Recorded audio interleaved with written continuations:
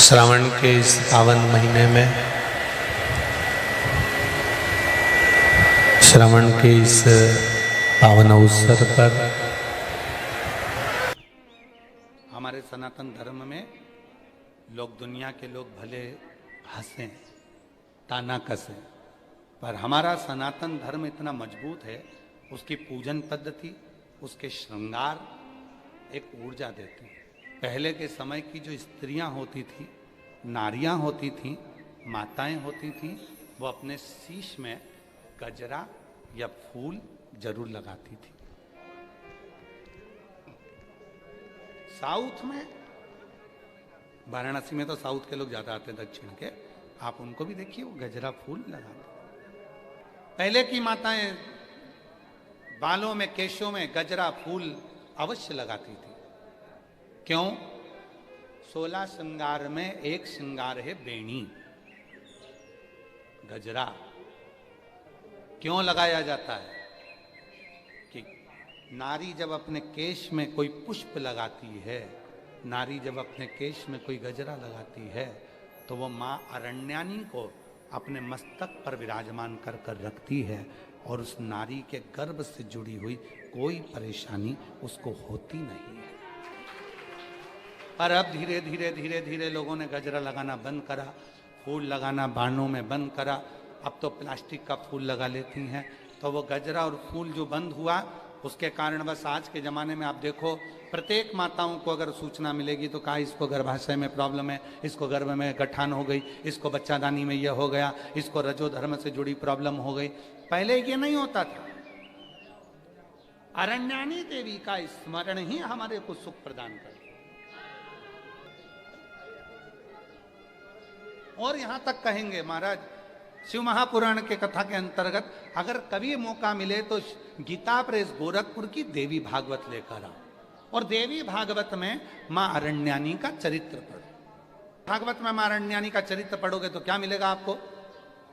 मां अरण्यानी के चरित्र में पढ़ेगा आपको, जिस नारी के रजो धर्म में तकलीफ होती है, रजस्वला होते समय जिस बेटी को, जिस नारी को, जिस बच्ची को पेट में दर्द होता है, और कहीं ना कहीं रजो धर्म रुक जाता है या रजो धर्म लगातार चालू रहता है, तो मां अरण्यानी देवी का मात्र नाम लेकर 3 बार आचमन करने पर ही 1 घंटे के अंदर उसको आराम लगना प्रारंभ हो जाता है। ये अरण्यानी देवी,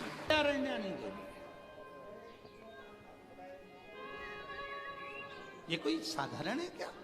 हमारे धर्म शास्त्रों में, हमारे तीर्थों में, हमारे धर्म शास्त्रों में बहुत बहुत देवताओं, इसको पहचाना नहीं लोगों। और आप लोग तो सब वाराणसी के हो, आप लोगों को तो ये कथा बहुत याद होगी कि माँ अरण्यानी तुम्हारे ही वाराणसी की 80 नदी के तट पर माता ने, इसी तट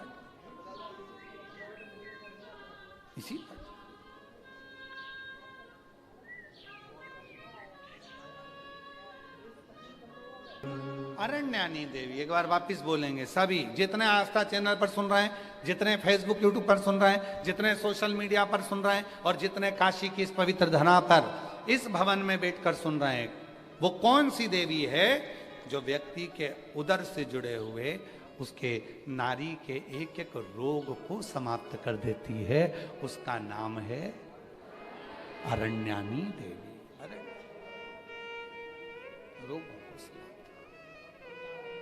रोग मिटाना।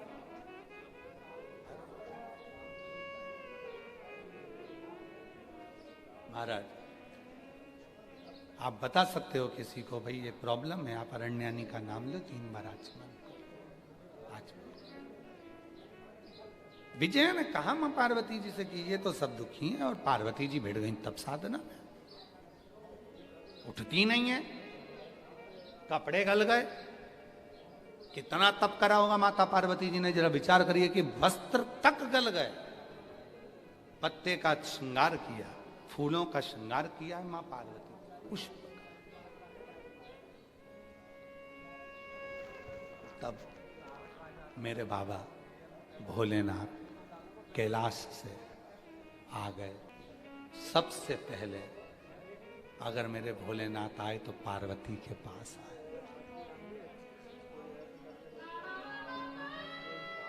उठो पार्वती, उठो, चलो कैलाश। मैं इनको दुखी नहीं देख सकता। दुनिया के लोग मुझे माँ कहते हैं, और माँ का मतलब आपको मालूम है? माँ का मतलब मालूम है आपको?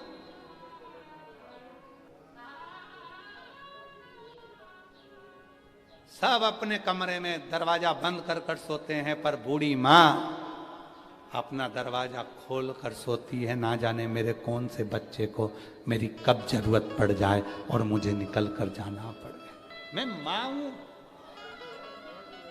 कैसे दुखी देख सकती हूं मैं दुखी नहीं देख सकती। आप मुझे वर दो, ये सब दुखों से मुक्त हो। शिव जी ने कहा नहीं हो सकता। क्यों कर्म भोगते हैं ये? बाबा भोलेनाथ जी ने कहा ये पूर्व का कर्म है जो मनुष्य को भोगना पड़ रहा है, ये आज का कर्म नहीं है, पूर्व का। तो पूर्व का कर्म क्यों भोगा जाए? शिव जी ने कहा देखो, हॉस्पिटल में अगर कोई एडमिट होता है, वहां उसको बॉटल चढ़ती है, गोली मिलती है, इंजेक्शन लगता है, सिस्टर नर्स ध्यान रखती है, पर जब उसकी छुट्टी होती है तो उसको एक थैली में बहुत सारी दवाइयां रख कर दी जाती है और कहा जाता है घर जाके खाना, ये दोपहर ये शाम को खाना। बोलो बोलो जी बोलो, सही है कि गलत है? हॉस्पिटल से छुट्टी होती है तो दवाई देके भेजते कि नहीं भेजते? जम के तो बोलो, भेजते हैं ना? क्या कहकर भेजते हैं कि अब तुम डॉक्टर से कह दो, डॉक्टर साहब मेरी इतनी सारी दवाई खा ली, हॉस्पिटल में बॉटल चढ़ा ली, इंजेक्शन लग गया, आराम कर ली, अब घर के लिए मत दो। डॉक्टर कहेगा नहीं, ये तो सही है कि गलत? दवाई देकर भेजा जाता। बस शिव जी ने कहा पार्वती, मनुष्य अपने कर्म का भोग भले भोग लेता है, फिर भी मनुष्य देह में उसको कर्म भोगने के लिए मृत्यु लोक में भेजा जाता है, जिससे वो अपने पूर्व के कर्म को थोड़ा थोड़ा भोगता रहता है, भगवान का भजन भी करता रहता है। भोगना, ये तो बिजली के बिल की तरह है। जून का बिजली का बिल कब भराता है? जम के बोलो, जुलाई में। जुलाई का बिजली का बिल कब भराएगा? अगस्त में। उसी तरह तुम आज कर कर जाओगे, कल भोगोगे। पहले कर कर आए हो तो आज भोग रहे हो।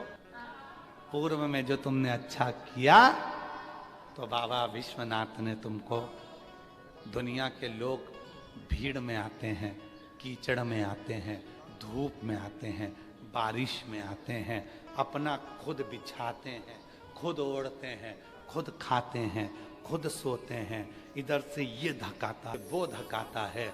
तुम्हारा पूर्व का कोई कर्म अच्छा था जो बाबा विश्वनाथ एसी के हॉल में तुमको कथा सुनवा रहा है।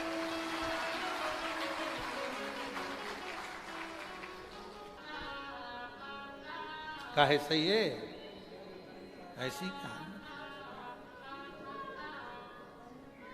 मिंटू भैया यार, ना जाने कौन सा पुण्य करा होगा इन सब ने, सोचा भी नहीं होगा। और हम जजमानों का भी बोल रहे हैं, तुम नवरत्नों का भी तुमने भी नहीं सोचा होगा।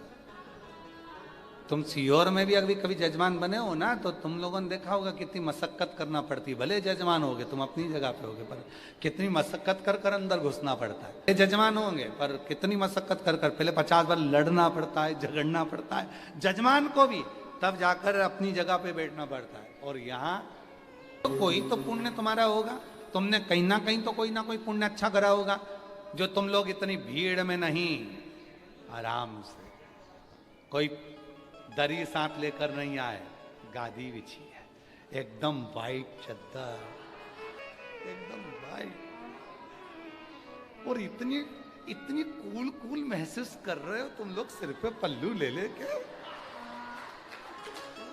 एकदम मस्त, क्या कूल कूल। और कई कई तो सोचने में लगे हैं सीहोर वाला ही है कि और किसी को पकड़ रहा है तो वही बाबा रे शिव।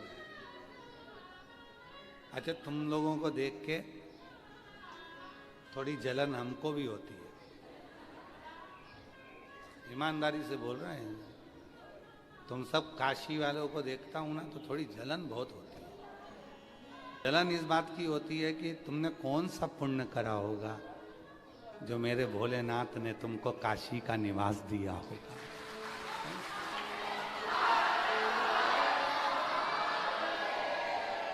आज तो बाबा नहीं बोले, उससे पहले तुम बोल दिए। पक्के शिष्य पक्के है। कोई तो पुण्य तो इसको देख के जन्म, जिस भूमि पर आने के लिए देवता तरसते हो, देवता याद है आपको कि जब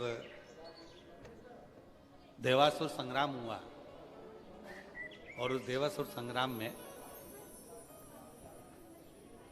जब बुद्धि काम नहीं कर रही थी इंद्रदेव की, क्या करा जाए, क्या करा। देवासुर संग्राम में जब बुद्धि काम नहीं कर रही थी इंद्रदेव की, क्या करा जाए। ब्रह्मा जी के पास गए, कोई तरीका बताओ वृत्रासुर मर जाए। उसको मारने का एक ही तरीका है, काशी का भ्रमण कर कर आ जाए। काशी तो काशी रही है, सतयुग में भी काशी थी, त्रेता में भी काशी थी, द्वापर में भी काशी थी, कलयुग में भी काशी है, और कलयुग चले जाएगा तो भी काशी रहेगी। काशी कभी नष्ट नहीं होती है। सतयुग में काशी त्रिशूल पर थी, आकृति त्रिशूल जैसी थी, इसीलिए कहा जाता है काशी को त्रिशूल पर बसी है। त्रेता में काशी सुदर्शन चक्र पर थी, इसलिए काशी का स्वरूप चक्र जैसा हो गया। द्वापर में काशी रथ जैसी थी, इसलिए काशी को रथी भी कहा जाता है, रथ पर, रथ जैसी आकृति। और कलयुग में काशी शंख जैसी है, और वो शरण नहीं है जो भगवान नारायण के हाथ में है, ऐसी मेरी काशी है। सतयुग में त्रिशूल जैसी काशी थी, इसलिए कहा जाता था कि त्रिशूल पर काशी बसी हुई है। फिर त्रेता आया जिसमें काशी सुदर्शन चक्र पर है, चक्र जैसी हो गई। फिर काशी रथ जैसी द्वापर में हुई, रथ की आकृति की। फिर वही काशी शंख के स्वरूप में कलयुग में हो गई, और ये काशी कभी नष्ट नहीं होती। जब देवासुर संग्राम हुआ, वृत्रासुर को मारने की बारी आई, इंद्र परास्त हो गए, परेशान हो गए, ब्रह्मा जी के पास गए, कहाँ जाऊं। तब ब्रह्मदेव ने कहा चले जाओ काशी में। काशी में जाऊंगा तो वहां से क्या प्राप्त कर कर लाऊंगा। तो क्या काशी की भूमि एक ऐसी भूमि है जहां पहुंचने के बाद वहां की रज जब शरीर में लगती है तो व्यक्ति विद्वान हो जाता है, और विद्वत्ता धारण कर कर वो उसे क्या करना है उसे मंजिल मिल जाती है। इंद्र काशी में आए, इंद्र काशी में आए, आ जाने दे बाबा, आ जाने। इंद्र काशी में आए, और इंद्र काशी में जब आए तो काशी की रज को इंद्र ने अपने मस्तक से लगा दिया। क्या हुआ फिर? काशी की रज को जैसे ही मस्तक से लगाया, मस्तक से लगाते से ही इंद्र को मालूम पड़ गया कि मुझे दधीची ऋषि के यहाँ जाना है, उनकी अस्था है, उस अस्थियों से युद्ध लड़ना है, तो ये वृत्रासुर मर जाएगा। यहां आने के बाद, काशी की भूमि पर आने के बाद इंद्र को मालूम पड़ा कि इस भूमि में क्या है। यहाँ विद्वत्ता है, यहाँ ज्ञान है, यहाँ वो आनंद है कि एक साधारण से साधारण व्यक्ति भी आता है तो विद्वान होता चले जाता है। ये पत्र है, एक पत्र लिखा है, देखो, आशुतोष अग्रवाल।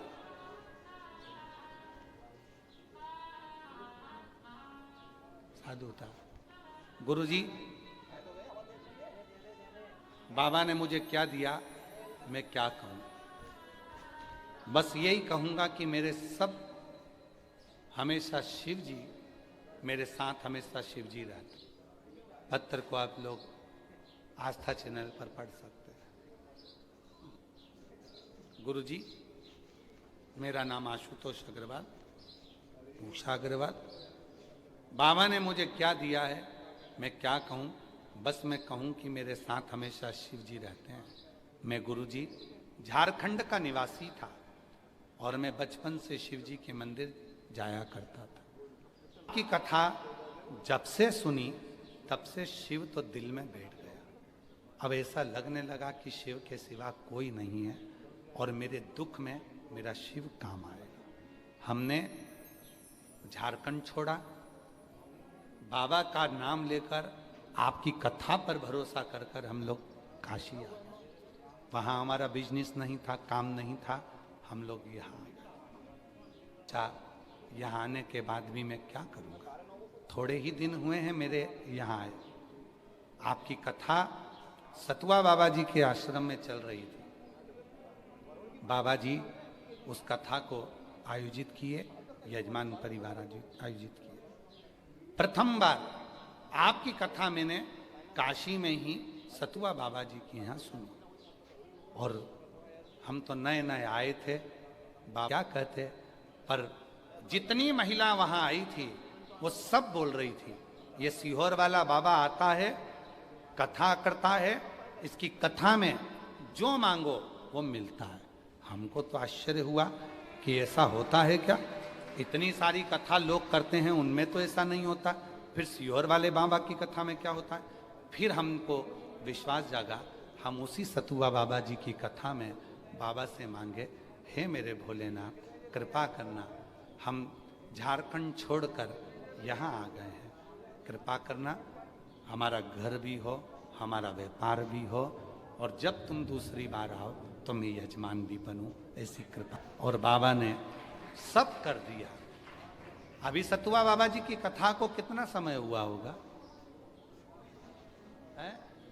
2024 में हुई थी और 26 में इनको यजमान भी बना दिया और 26 में इनका घर भी बना दिया और 26 में व्यापार भी बाबा ने करा दिया और बाबा की कृपा से सब कुछ मिल गया। ये शिव है।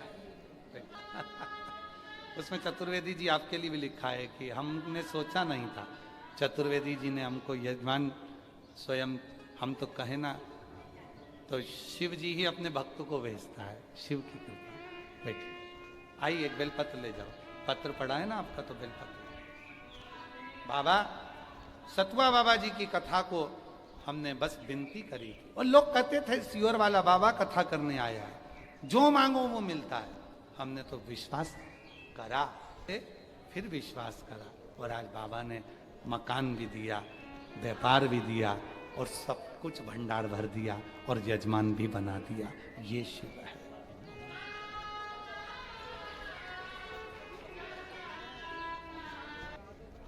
कथा सुनने के बाद झारखंड से आए थे तो कुछ नहीं था। 2024 की कथा से लेकर 2026 की कथा तक सब दिए। यहाँ तक बाबा जी बता रहे हैं कि सीहोर कुबरेश्वर धाम पर भक्तों के रहने के लिए कमरा भी बना दिया। शिव भाव से आप आए, जिस भावना से आप, विश्वास, भरोसा,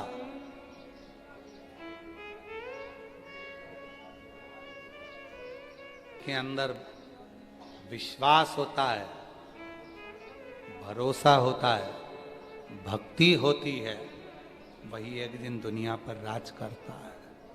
वही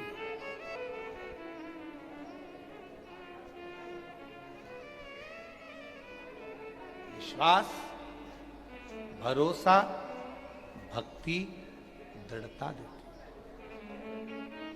आप अपने भीतर विश्वास तो करो, मानो तो मैं गंगा मां हूं, बोलो बोलो जम के बोलो, जन ना मानो तो बहता मान। आप मानो तो गंगा मां, नहीं तो कई लोग ऐसे हैं विश्वनाथ की धरा पर रहते हैं, विश्वनाथ जी की भूमि पर रहते हैं, कभी गंगा नहाने नहीं जाते हैं और पूरी दुनिया गंगा नहाने आती है। लोग विश्वनाथ जी की भूमि पर रहते हैं, विश्वनाथ जी की धरा पर रहते हैं और विश्वनाथ जी का दर्शन करने नहीं जाते, पूरी दुनिया दर्शन करने आती है।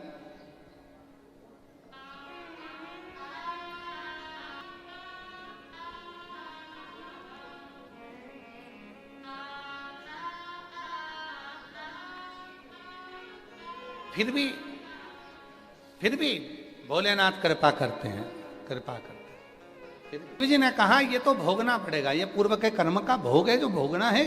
तो पार्वती जी ने फिर विनय करा, नहीं नहीं मैं नहीं चाहती कि ये भोगें, ये तुम्हारा अगला जन्म का इस जन्म में भोगो और इस जन्म का अगले जन्म में भोगो और उस जन्म का उस जन्म में भोगो, ये चक्र मुझे नहीं चाहिए। कुछ भी करो, इन जन्म के चक्र से मुक्त करो।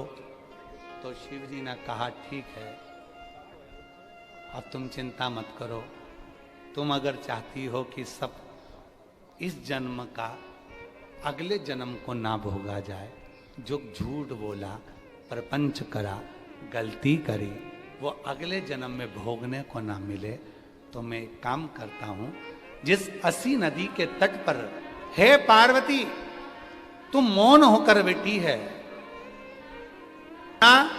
और असी के मध्य में जो टापू है, इसी पर मैं बैठकर इतना तप करता हूं, इतना तप करता हूं कि उसका फल तुझे प्राप्त होगा। और असी नदी के तट के मध्य में भगवान विश्वनाथ, भगवान शिव बैठ गए, हजारों वर्ष का तप करने लगे। माँ पार्वती जी उनको देखती रही, देखती रही, दर्शन करती रही। विष्णु पुराण कहती है, विष्णु पुराण में वर्णन आता है, जब कोई व्रत करने वाले के मुख का दर्शन करता है, कोई उपास करने वाले के मुख का दर्शन करता है, कोई का सोमवार का व्रत है, आपका व्रत नहीं है, आप सोमवार के व्रत करने वाले के मुख का दर्शन कर लो, आधा व्रत का फल तुम्हारे खाते में। तुम या सोमवार का हाथ उठाओ, हमारा व्रत नहीं है इसलिए हम तुमको देख लेते, पूरा फल मिल गया तुम्हारा, एकदम कैचिंग पावर एकदम। और देख लो आस्था चैनल वाले जितने भी बैठे हैं, जितने सोशल मीडिया पर कथा सुन रहे हो, आस्था वाले तुम सबको इनका मुख का दर्शन करा रहे हैं। अच्छे से कर लो जिनका व्रत नहीं है, और जो सोमवार के व्रत करने वाला है उसके मुख का दर्शन करो, पशुपति व्रत करने वाले के मुख का दर्शन करो, 16 सोमवार के मुख का दर्शन करने, व्रत करने वाले के मुख का दर्शन करो, चतुर्थी करने वाले के मुख का दर्शन करो, यज्ञ करने वाले का मुख का दर्शन करो, श्री शिवाय नमस्तुभ्यम बोलने वाले के मुख का दर्शन करो, विश्वनाथ जी का दर्शन करके कोई आ रहा हो उसके मुख का दर्शन करो। जितना फल उसे मिला है उसका 50% तुम्हारे खाते में चला गया।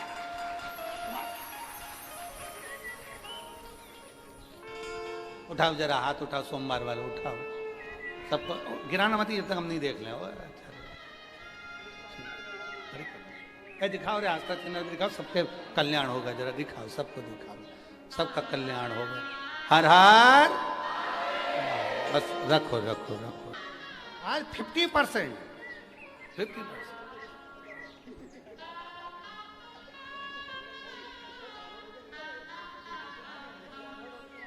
चतुर्वेदी तुम्हारा 3 बार देख लिया हमने, 3। बैठ गई मां जगत जननी जगदम्बा। शिवजी तप कर रहे हैं वरुणा और असी नदी के बीच में, और जो शंकर जी ने हजारों वर्ष का तप कैलाश से आकर यहां करा, पार्वती जी उनको देखने में लगी थी, निहार रही, देख रही। कहते हैं काशी खंड स्कंद पुराण वर्णन करता है, पार्वती जी के नयन की पलक भी एक क्षण के लिए नहीं झपकी, एक क्षण।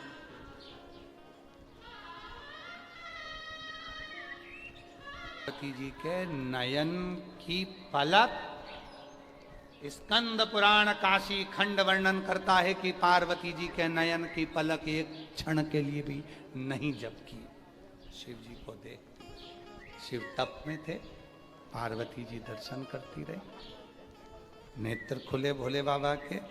पार्वती को देखकर शिव जी ने कहा, पार्वती आज तूने मेरे दर्शन को किया है, तप का दर्शन तेरा खाली नहीं जाएगा, मेरी आदि शक्ति तुझ में जाएगी। दुनिया के लोग कहेंगे आदि शक्ति भवानी की जय, दुर्गे महारानी की, कहते आदि शक्ति भवानी की जय, दुर्गे महारानी की। मेरी आदि शक्ति तुझ में चली गई है और पार्वती ये शक्ति कहीं खाली नहीं रहेगी। जब महिषासुर का वध करना होगा तो तुझे ये शक्ति काम आएगी, दुष्टों का संहार करना होगा तो तुझे ये शक्ति काम आएगी। पार्वती जी कहती हैं दुष्टों का संहार तो मैं आपकी कृपा से कर दूंगी, पर इस शक्ति का प्रयोग तो मुझे यहीं करना है, यहीं। लो वाराणसी वालों, स्कंद पुराण काशी खंड में क्या लिखा है? इस शक्ति का प्रयोग मुझे यहीं करना है। और आप सब लोग तो काशी में रहने वाले, अच्छी कथा का स्मरण, इसी शक्ति का प्रयोग मुझे यहां करना है, मुझे यहीं। तो शिवजी ने पूछा कौन सी शक्ति का? तो आपके शरीर की जो तप साधना की आदि शक्ति मिली है उसका फल मुझे यहीं पर चाहिए। शिवजी ने जो शक्ति दी, पार्वती जी ने कहा आपने जिस भूमि पर तप करा इसका नाम वाराणसी होगा, ये आपके तप से मिला, इसका नाम वाराणसी। आप पर मुझे जो आपके दर्शन से आदि शक्ति मिली है उससे मैं इस भूमि पर अपने हाथ रखकर फल देती हूँ। मेरे शरीर की, शिव की शक्ति का फल इस भूमि पर रहे और ये भूमि पर जब किसी का एक बार भी आगमन हो जाए, इस भूमि पर कोई भूलवश भी यदि आ जाए, इस भूमि पर यदि किसी के प्राण भी छूट जाए तो उसको फिर किसी जन्म का कर्म का भोग ना भोगना पड़े और वो शिव के धाम चला, वो शिव के धाम जा। ये मातृ शक्ति ने अपने भगवान शिव के आदे तप का फल वाराणसी को दिया है। इसीलिए यहां पर लोग कहते बाबा बाबा सब कहे, बोलो बोलो बोलो, बाबा बाबा सब कहे, माई कहे ना कोई। और बाबा की नगरी में जो माई कहे सोई होई। छोटा सा जीवन है, बहुत छोटा सा है, इसको जितनी प्रसन्नता से जियोगे उतनी जिंदगी में आनंद की अनुभूति होगी। रोकर नहीं। फिर वही वाली बात आ गई है, आग लगे बस्ती में, अरे जम के तो बोलो, अपन रहे हो मस्ती में, क्या किसको रोइए चादर तान के सोइए। अपने को मतलब ही नहीं होना चाहिए कि क्या हो रहा है। तुम तो कोई कुछ भी बोले, तुम तो चकाचक खाओ पियो मौज करो अपनी जिंदगी का फुल एंजॉय। किसकी कथा सुन रही हो? शंकर पार्वती की। 33 कोटि देवी देवताओं में कोई एक देवता का नाम बता दो जो अपनी पत्नी के साथ रोज घूमने जाते हो। बताओ, देवता में कोई एक देवता का नाम बता दो जो अपनी पत्नी के साथ रोज घूमने जाते हो। केवल 33 कोटि देवी देवता में एक देवता है, वो है देव अधिदेव महादेव, जो शाम होती है प्रदोष काल में अपनी धर्म पत्नी को नंदी पर बिठाते हैं और घूमने के लिए निकल जाते हैं, और वो है देव अधिदेव महा।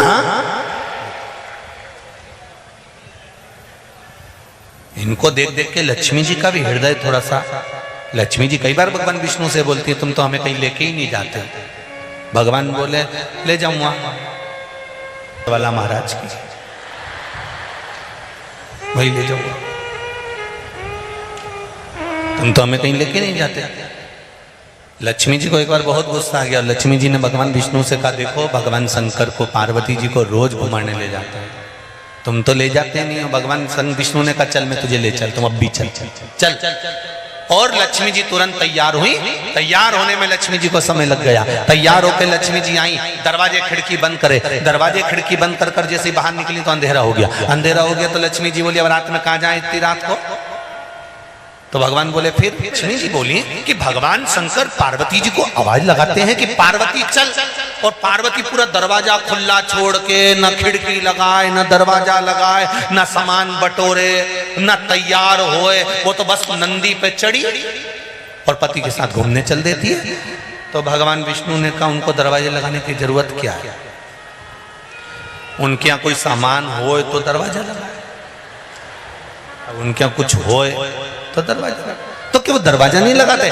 शंकर भगवान विष्णु ने कहा शंकर जी को दरवाजा लगाने की जरूरत ही नहीं पड़ती, तो थोड़ा बहुत तो सामान होगा।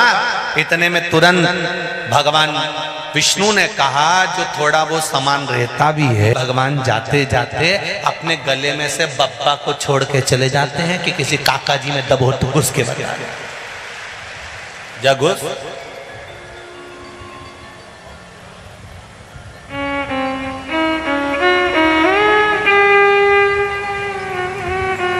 शंकर और पार्वती की कथा कहती है कि भगवान शिव से पूछा गया कि तुम बस आवाज लगाई और पार्वती आपके साथ उठकर चल दी। भगवान शिव कहती से सीख लो कि आवाज लगाई और पार्वती नंदी पर बैठकर चल दी। शिव कथा कहती है एक दिन ऐसी ही अंतिम आवाज सबकी लगना है, सब छोड़ देना है, घर परिवार कुटुंब कबीला और चले जाना है, फिर कोई वापिस प्राप्त नहीं, सब छोड़।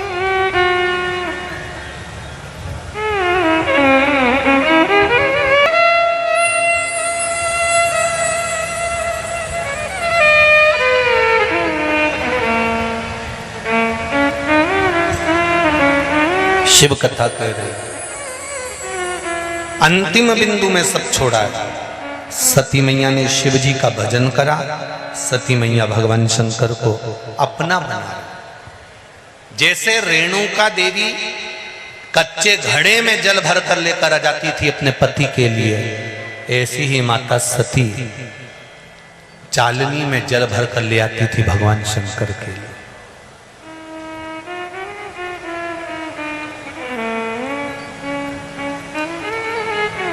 श्रावण शिव महापुराण की कथा चल रही है। सहस्त्र धारा अभिषेक भगवान शंकर का या राम जी का या देवता का जो होता है, शिव महापुराण की कथा कहती है ये सहस्त्र धारा अभिषेक का जो महत्व है, ये माता सती ने भगवान शंकर के लिए किया था। किसने किया था? माता सती।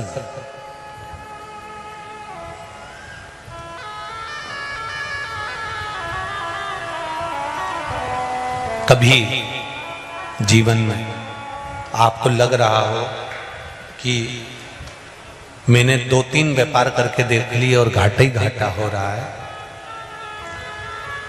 इसमें मुझे तरक्की नहीं मिल रही है, इसमें मुझे उन्नति नहीं मिल रही है, या कर्जा बढ़ रहा है घट नहीं रहा और बहुत कर्जा बढ़ रहा है, तब एक प्रयोग जरूर करिएगा। तब बन सके प्रदोष के दिन एक धतूरा भगवान शंकर के शिवलिंग के ऊपर रख दीजिए। जब तुम्हें लगे कि मैंने 2-3 व्यापार बदल कर देख लिए, चल नहीं रहे या कर्जा बढ़ रहा है घट नहीं रहा, तब एक धतूरा भगवान शंकर के ऊपर रख दीजिए। धतूरा रखने का एक नियम होता है। धतूरे की जो डंडी होती है, देखिए छोटी सी डंडी होती है धतूरे में, वो डंडी धतूरे की आप जहां बैठे हो उससे विपरीत होना चाहिए। धतूरे की डंडी आप इधर बैठे हो तो धतूरे की डंडी उधर हो।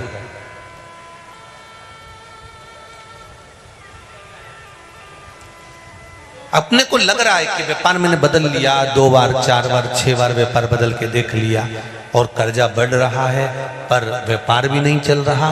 फैक्ट्री डाली वो भी बंद हो गई, दुकान डाली वो भी बंद हो गई, कुछ काम करा वो भी बंद हो गया।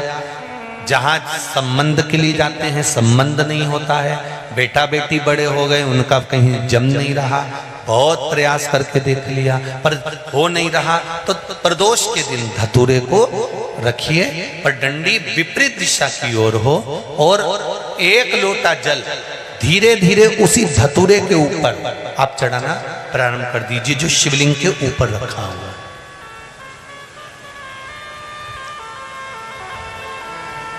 महाराज हटकेश्वर महादेव का नाम लेकर, कौन से महादेव, जम के बोलो जरा, हाटकेश्वर महादेव का नाम लेकर जो जल समर्पित करा जाता है और उस जल को समर्पित करने के बाद उसी धतूरे को वापस घर में ले आया जाता है, वापस लिया। उसके बाद तुम जिस कार्य में हाथ डालोगे और जो कार्य करना चाहोगे उसमें सफलता मिलना चालू हो जाएगी और कर्जा भी धीरे धीरे चूकना प्रारंभ हो जाएगा। संबंध नहीं हो रहे होंगे तो संबंध होना हटकेश्वर वो शिव तत्व का सुख अपने आप प्राप्त होने लगे, अपने आप। महाराज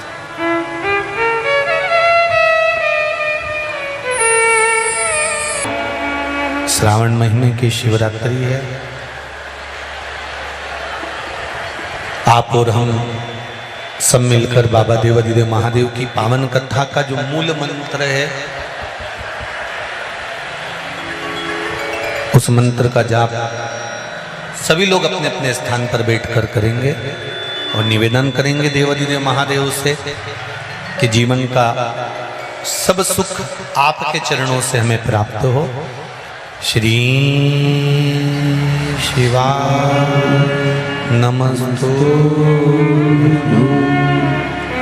श्री सती मैया के साथ में भगवान देवाधिदेव महादेव का मंगल विवाह हुआ। भगवान का मंगल विवाह सती जी के साथ में हुआ। विवाह करने के बाद भगवान शिव माता सती को कुंभज बाबा के आश्रम में ले गए।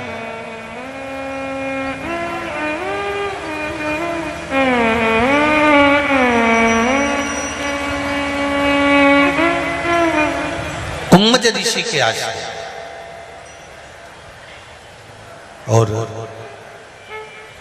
आपको एक बात पहले भी कथा में कही, आप लोगों को स्मरण में होगी। शंकर भगवान और सती माता ऋषि के आश्रम में बैठकर कथा सुन रहे हैं।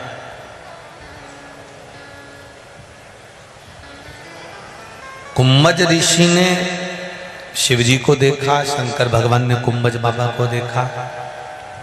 शंकर भगवान ने कुंभज ऋषि से कहा कि मेरे मन में जो भाव है वो पूर्ण हो। अगस्त ऋषि कुंभज ऋषि ने कहा, भोलेनाथ जी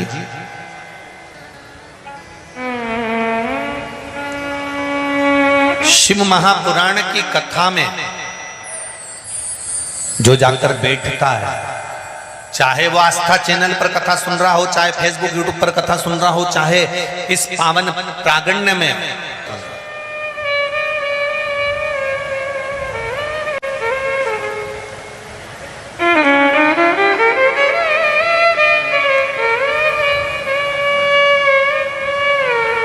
जिस स्थान पर बैठकर कथा सुन रहे हो, अगस्त ऋषि की कथा, कुंभज ऋषि की कथा कहती है कि शंकर भगवान से कुंभज ऋषि कह रहे हैं, जो जिस भाव से कथा के पंडाल में बैठकर कथा सुनता है, जो दिल से भगवान पुराण के सम्मुख में बैठकर मांग लेता है, भगवान उसको वो दे देता है। उसको देने में पीछे नहीं है। और दिया। शंकर भगवान ने क्या मांगा था? शिव जी ने मांगा था कि मैं जब कथा सुनकर जाऊं तो मुझे राम का दर्शन हो जाए। हुआ कि नहीं हुआ? जब कथा राम जी का दर्शन हो जाता है भगवान शंकर भगवान को, शिव जी को, शंकर भगवान ने पूछा कि मैंने तो मांगा था कि राम जी का दर्शन हो जाए। कुंभज ऋषि से पूछा ये सती ने क्या मांगा? तो कुंभज ऋषि बोले मैं बोल नहीं सकता, पर जो मांगा वो मुझसे मिलेगा जरूर। फिर भी सती मैया ने क्या मांगा था? कुंभज ऋषि ने कहा कथा सुनने के लिए जब सती बैठी तो उसके मन में आया कि विवाह होने के बाद तो मेरे पति को मुझे कहीं घुमाने ले जाना चाहिए, पर इन्होंने तो मुझे कथा में लाकर बिठा दिया। उससे अच्छा है ये मेरा शरीर ही जलकर भस्म हो जाए तो ठीक है। शंकर भगवान से कुंभज बाबा कहते हैं तुमने राम का दर्शन मांगा था, इसने मांगा था कि शरीर जलकर भस्म हो जाए, तो सती का शरीर जलकर भस्म होगा। मेरा माताओं से हमेशा निवेदन रहा है, शिव महापुराण की कथा में जब भी बैठो कुछ भगवान शंकर से अपने लिए मांगो। ये नहीं कि इसका बुरा कर दो, कि इसका बेकार कर दो, नहीं, अपने लिए मांगो। एक पत्र आया है, देखिए।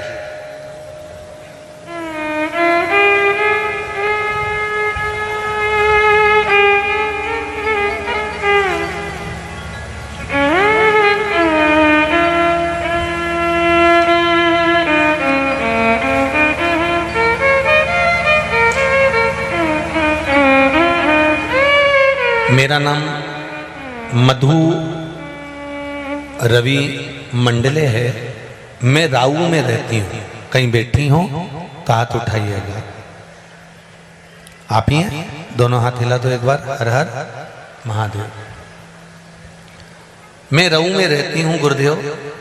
मेरी ननद का 15 साल का लड़का, जवान की जवान बच्चा, बाथरूम में पैर फिसलने की वजह से शांत हो गया। गुरुदेव, आपने जो 21 मार्च को बिलपत्र के पेड़ के नीचे ब्राह्मण को भोजन कराकर खीर खिलाना और खीर ब्राह्मण की झूठी मांगकर खा जाना, उससे गर्भ ठेर जाता है, ये बताया था।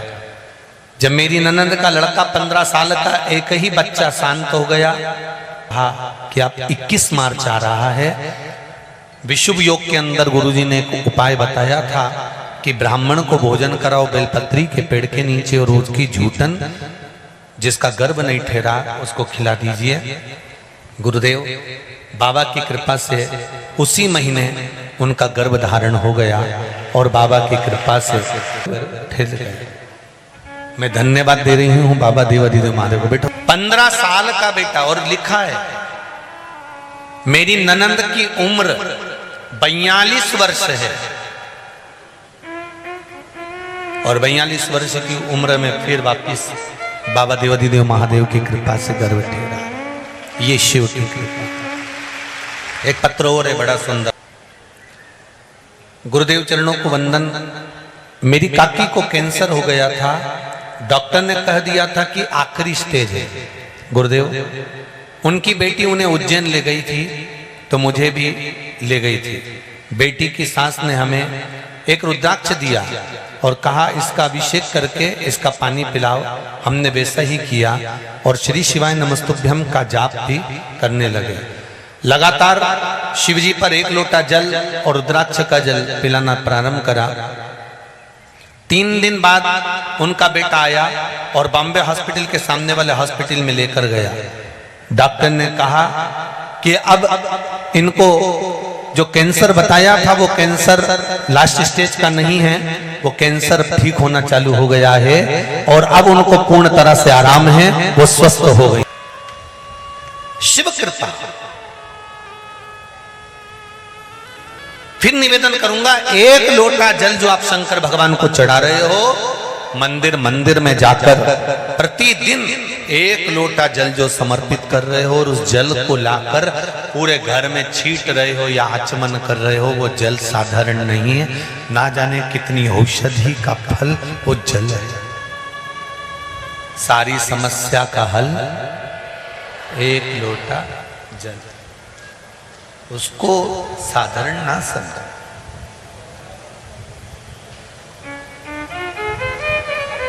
भजन साधारण नहीं है। आप जो शिव महापुराण की कथा सुन रहे हो,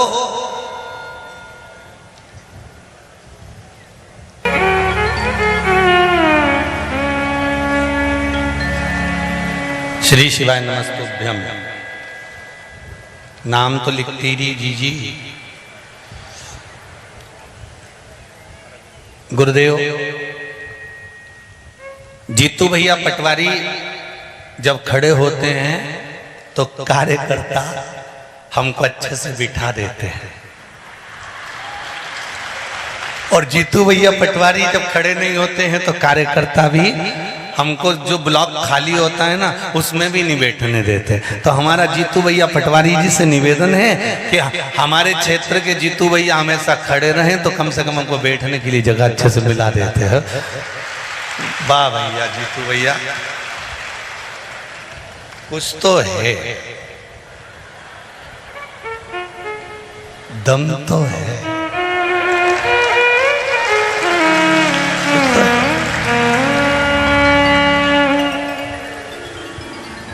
तो अपन तो जीतू भैया पटवारी जी से कहते थे कि वहां से वहां तक राउंड लगा ली सकते, जो जी खड़ी मिले ना पिटाई था।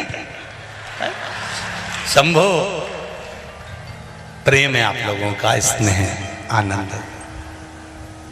शिव पुराण कर रहे हैं, भगवान शंकर की कथा कर रहे हैं,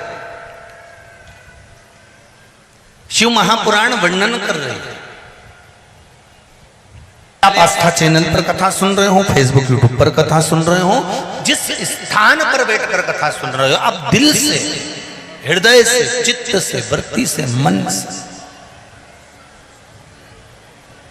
जो कह रहे हो शिव उसको स्वीकार कर। यहां पर बैठने के बाद आपके मन में कुछ गलत विचार नहीं आना चाहिए। यहाँ तो एक ही विचार रहना चाहिए कि मैया ने मनी मन मांग लिया था कि मेरा शरीर जलकर भस्म हो जाए, वही हुआ। परीक्षा ली, झूठ बोली, शंकर भगवान तब साधना में लीन हुए, और सती मैया को पत्र नहीं गया तो सती मैया यज्ञ में गई और जलकर भस्म। अब देखिए जरा,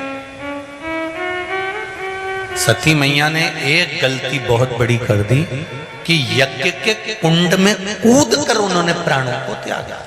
शिव महापुराण की कथा कहती है, कहीं यज्ञ हो रहा है, अनुष्ठान हो रहा है, भजन हो रहा है, कीर्तन हो रहा है, स्मरण हो रहा है, कहीं शिव महापुराण कथा, कहीं भागवत कथा, कहीं राम कथा, कहीं प्रवचन चल रहे हैं, कहीं अच्छा काम हो रहा है, कोई बड़े से बड़ा अच्छा कार्य अपने नगर में, अपने शहर में, अपने मोहल्ले में, अपने क्षेत्र में हो रहा है, तो शिव महापुराण की कथा कहती है उस कार्य में बढ़ चढ़कर हिस्सा लेना चाहिए, अच्छे कार्य में आगे बढ़कर कार्य करना चाहिए।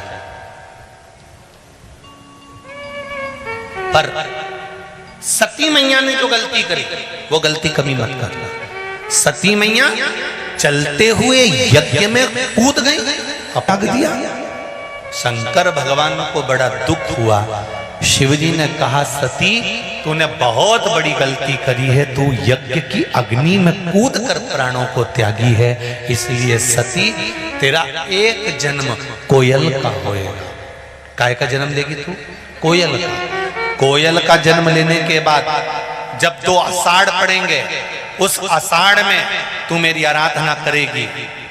2 आषाढ़ मतलब 2 अधिक मास जब पढ़ते हैं, आषाढ़ 2 होता है, तब उसको कोकिला व्रत कहते हैं। कौन सा व्रत कहते हैं? माताएं जब अच्छे से जानती होंगी। 2 आषाढ़ पढ़ते हैं तो उसको कोकिला व्रत कहते हैं, अधिक मास। उस 2 आषाढ़ में जब तू मेरा भजन करेगी, मेरा कीर्तन करेगी, मेरा स्मरण, और उस मंत्र जाप के अनुसार फिर इस कोयल की योनि से छूटने के बाद मनुष्य की योनि में फिर प्राप्त होगी। तब जाकर कोयल की योनि से छूटकर पार्वती के रूप में जन्म ली थी माता सती। सती के होने के बाद फिर कोयल बनी, कोयल के बाद पार्वती बनी। मिल नहीं पा रहा है, पर प्रयास करो मिलेगा। धतूरा नहीं मिला तो भोलानाथ तो मिल ही जाएगा, ये निश्चित है। शिव कृपा हो। शंकर भगवान की कथा कर रहे हैं। सती मैया अपने शरीर को यज्ञ की वेदी में, यज्ञ के कुंड में भस्म कर देती हैं, और सती मैया कोयल का जन्म पाती है। हमसे बन सके, अच्छा काम करो, कर्म हो रहा हो, कोई अच्छा कार्य हो रहा हो, कोई दान पुण्य हो रहा हो, कोई कीर्तन भजन हो रहा हो, कोई भागवत रामायण गीता हो रही हो, शिव महापुराण की कथा हो रही हो, कोई अच्छा कार्य हो और तुम्हें मौका मिले अच्छा कार्य करने के लिए, तो उसमें बढ़ चढ़कर हिस्सा लेकर उस कार्य को सफल बनाओ। ये नहीं कि उसमें अड़चन उत्पन्न करें। हमें उसमें सती मैया कर गई गलती, दक्ष प्रजापति ने सभा रखी। उस सभा में शंकर भगवान भी बैठे हुए थे। जब दक्ष प्रजापति आए, शिव जी को श्राप दे दिया कि तुमने मेरा आदर नहीं करा, तुम शमशान में निवास करोगे। शंकर भगवान तो शंकर भगवान है, भोले हैं, खुश।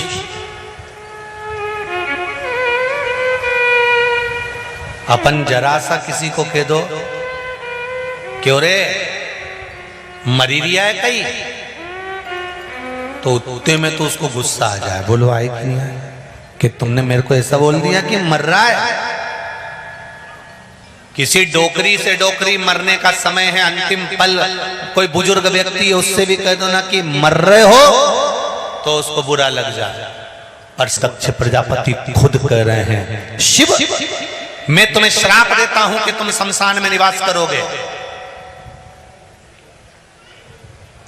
शमशान में निवास करोगे मतलब शिव तुम मेरे लिए तो गए।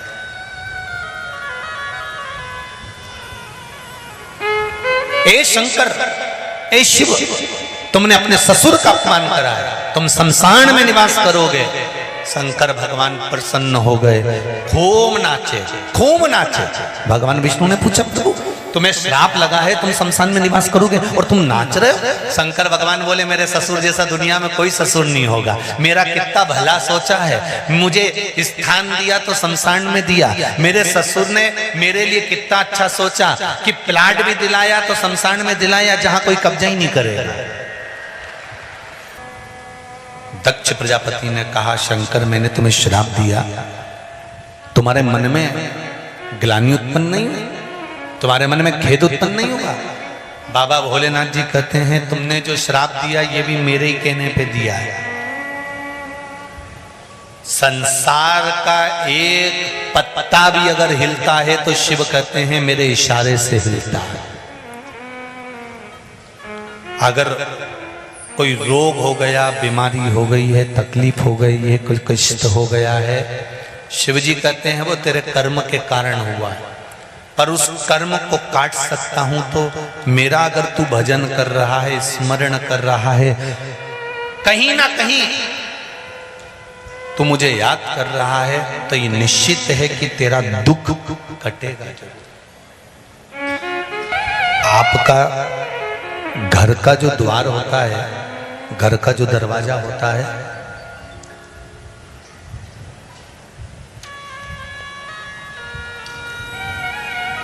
वो घर का जो द्वार होता है, वो द्वार कभी आपने पूर्व समय में कहीं पर वो दरवाजा कभी आपने गोल देखा है क्या? ऐसा राउंड वाला नहीं देखा ना। पुराने समय में छोटे से छोटा दरवाजा बनता था पर चौकोर बनता था। कैसा दरवाजा बनता था? चौकोर।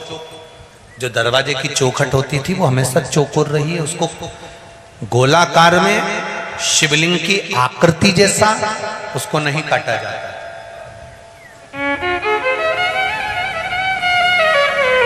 पर अभी अभी नए नए फैशन में लोग घर की चौखट को गोल आकृति में कटवा लेते हैं। वो बना तो लेते हैं, उसमें प्रवेश भी कर लेते हैं, उसमें रहना भी चालू कर देते हैं, पर तन, मन और धन ये तीन तरह से दुखी तो रहते ही हैं।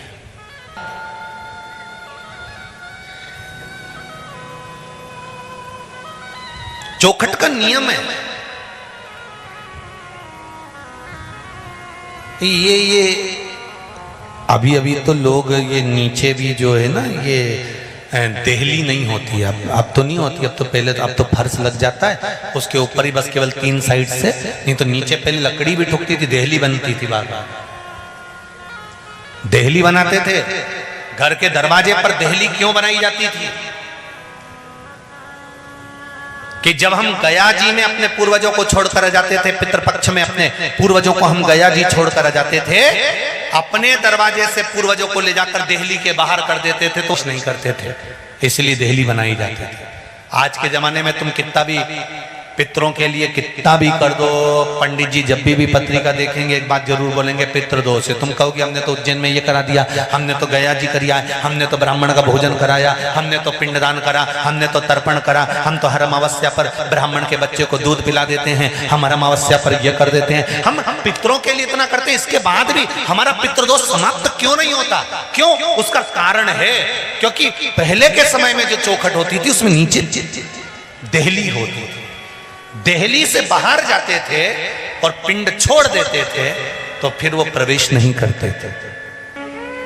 जमीन एकदम फ्लैट चौखट बनी है पर देहली गायब है। पुराने मकान देखे किसी ने? अरे बोलो तो जम के जरा, जान तो पाते नहीं है। हमने तो आजकल फैशन पकड़ लिया बस कि भैया आज के जमाने में सब फैशन चल रहा है। आज के जमाने में गोल चौखट का फैशन चल रहा है। अरे शिव महापुराण का संवाद कहता है शंकर भगवान के शिवलिंग का मात्र स्पर्श होना चाहिए, यह नहीं कि तुम अंदर प्रवेश करो।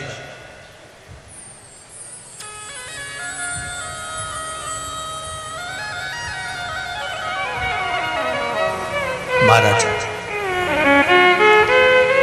दक्ष प्रजापति ने श्राप दिया, शंकर भगवान प्रसन्न हुए, शिव जी जाकर निवास करे, यज्ञ रखा। उस यज्ञ में सबको बुलाया पर भोलेनाथ जी को नहीं बुलाया। शिव को आमंत्रित ही नहीं करा। शिव नहीं वहां कुछ अकाल मृत्यु वो मरे जो काम करे चंडाल का, काल उसका क्या बिगाड़े जो भक्त हो महा। शंकर की उपासना करने वाला कभी दुखी नहीं रह सकता, कभी दुखी। एक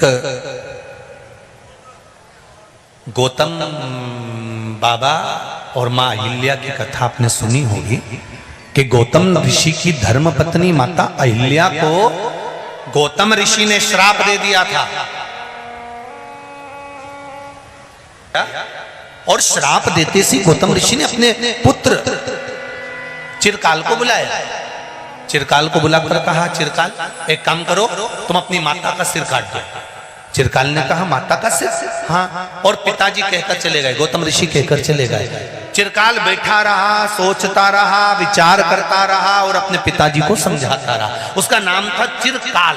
चिरकाल मतलब बहुत सोचता था।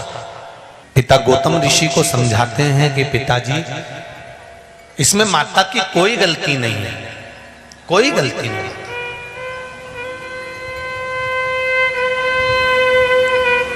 इंद्र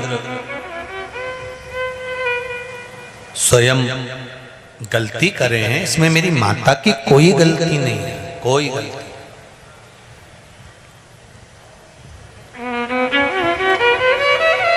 माने नहीं गौतम ऋषि, श्राप दे दिया, तुम यहीं पर इसी कुटिया के बाहर बैठी रहो। चिरकाल ने अपनी माता को एक ही बात कही कि माँ तुम यहाँ बैठकर भगवान शिव की आराधना करो, राम की आराधना करो, कृष्ण की आराधना करो, तुम यहीं बैठकर भगवान का भजन करो। शिव आराधना में गौतम ऋषि की धर्म पत्नी ऐसी डूब गई, मट्टी का ढेला पड़ गया, शरीर पत्थर जैसा हो गया। शरीर पत्थर जैसा हुआ, राम जी का आगमन हुआ, राम जी के चरण का छूना हुआ और अहिल्या तर गई। अहिल्या की आंख में जल भर गए। माता अहिल्या रोते रोते बोली कि प्रभु एक निवेदन आपसे करना चाहती हूँ। भगवान बोले बोलो कौन सा निवेदन है? राम जी ने पूछा। मेरा निवेदन केवल इतना है कि मैंने भजन शंकर भगवान का करा था और दर्शन आपका हुआ है। राम जी कहते हैं शिव राम में कोई अंतर नहीं है, देवाधिदेव महादेव की आज्ञा थी, इसलिए मैंने स्वयं आकर आपको दर्शन दिया है। और सुनो अहिल्या, आप चिंता मत करना, मेरे पति गौतम ऋषि पर गौ हत्या का दोष लगेगा और गौ हत्या के दोष के कारण तुम्हारे पति को ऋषि संत साधु सन्यासी तपस्वी सब धक्के मारकर बाहर निकाल देंगे। तब तुम शिव की आराधना जब करोगी तब भगवान शंकर का दर्शन तुमको अवश्य, तब शिव का दर्शन तुम्हें अवश्य। और गौतम ऋषि पर जब ब्राह्मणों ने, संतों ने, साधुओं ने, गुरुजनों ने जब उनका भाव जागृत हो गया, जब वो बहुत भगवान की भक्ति में डूब गए, तब उन्होंने गणेश जी को गाय बनाया और गणेश जी को गाय बनाकर उसी गणेश जी महाराज से कहा कि तुम गाय के रूप में गौतम ऋषि के आश्रम में अपने प्राणों को त्याग दो। हम गौतम ऋषि पर गौहत्या का दोष लगा देंगे, आश्रम से बाहर निकाल देंगे। गौतम बाबा पर गौ हत्या का दोष लगा, गौतम बाबा बाहर निकल गए। बाहर निकल तो गए, पर गौतम ऋषि की पत्नी अहिल्या ने विचार कर लिया कि मुझे शंकर की आराधना करना है, छोड़ना नहीं है। दुख आया जिंदगी में, पर शिव को नहीं छोड़ा अहिल्या। और जब अहिल्या ने शिव को नहीं छोड़ा, तब भगवान ब्रह्मा, विष्णु और महेश छोटे छोटे शिवलिंग के रूप में प्रकट हो गए तीनों, और उस स्थान का नाम त्र्यंबकेश्वर महादेव हो गया। त्र्यंबकेश्वर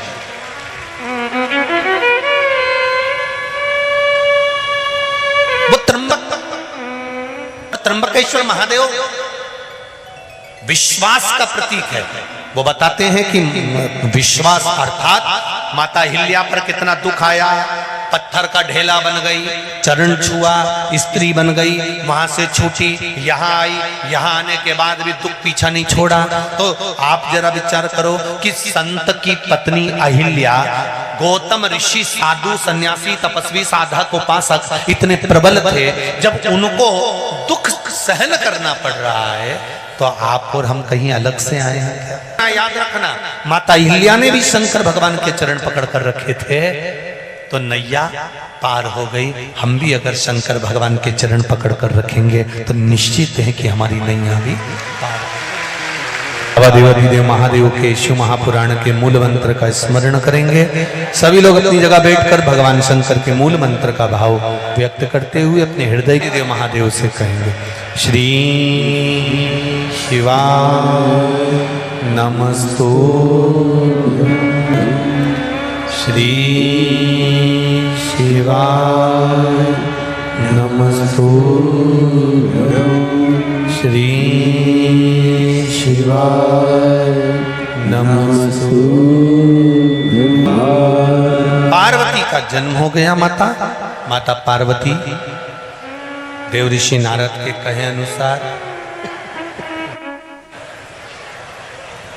भगवान शिव की आराधना में डूब गए, भगवान शंकर की आराधना करने लगे।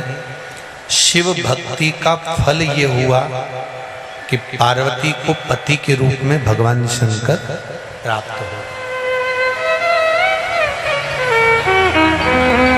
शिव बन गए दूल्हा और पार्वती बन गई, जम के तो बोलो, दुल्हन।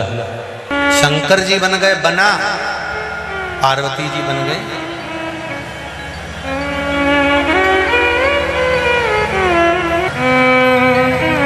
देखिए,